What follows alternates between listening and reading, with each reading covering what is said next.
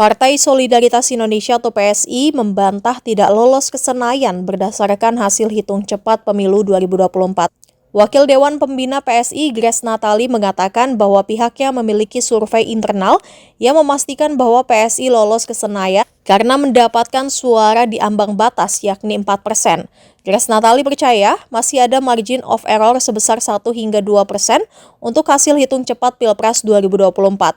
Hal itu diungkapkan Grace Natali seperti dimuat Facebook tribunnews.com pada Jumat 6 Februari.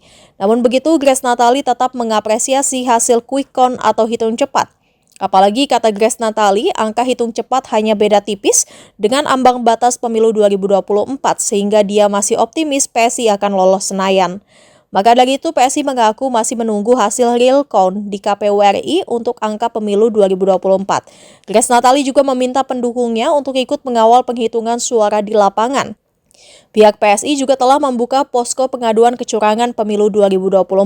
Sebab kata Grace Natali, dari hasil pengamatannya ada suara tidak sah yang angkanya sangat besar yakni 10 hingga 20%. Bahwa anak-anak kita itu masih banyak yang kekurangan gizi itu adalah fakta, adalah masalah yang harus diselesaikan gitu ya. Jadi nggak apa-apa kritik, mumpung programnya belum jalan kan, jadi punya waktu yang cukup untuk mempersiapkan, kritik semua akan ditampung, tapi tidak bisa tidak dilakukan. Peningkatan gizi anak-anak itu harus, itu aja. Sis, mengenai tunggu pada satu lembaga aja. Jadi niatnya baik sebenarnya quick count ini di negara-negara yang demokrasinya kayak kita, Filipina dan sebagainya ya. Jadi selama dilakukan dengan metodologi yang benar dan bisa dipertanggungjawabkan, lembaganya kredibel, bagus kok, itu dibuktikan, dilaporkan gitu aja. Jangan cuma teriak-teriak tapi nggak ada buktinya. Ya. Sis, kalau dari pengulangan sini, kalau dari perhitungan cepat lembaga survei kan PSI kan itu nggak lolos tuh sis. Itu gimana sis pandangan PSI? Jadi kamu pengulangan kan, saya pengulangan juga ya. Menurut survei internal kami, PSI lolos 4%. Dan masih ada margin error 1-2% untuk quick count kan. Jadi ya kita tunggu saja.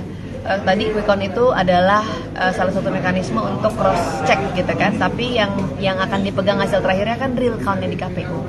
Jadi kami tetap kita apresiasi quick count yang ada dan hasilnya beragam juga kan, angkanya nggak persis sama, masih ada margin of error, jadi masih dalam margin of error juga. Lain halnya kalau misalnya 0, gitu ya, ini kan masih hampir ke 3 atau ada juga yang 3 gitu kan, berarti kan masih dalam margin of error. Jadi ya kita tunggu saja real countnya. Kalau kami masih optimis dan kita terus berjaga-jaga mengawal perhitungan suara di lapangan sambil tadi kita buka posko pengaduan karena ada suara tidak sah yang luar biasa banyaknya. Dari normalnya 3-4%, kali ini ada yang 10, 11, bahkan ada yang 20%. Suara rusak.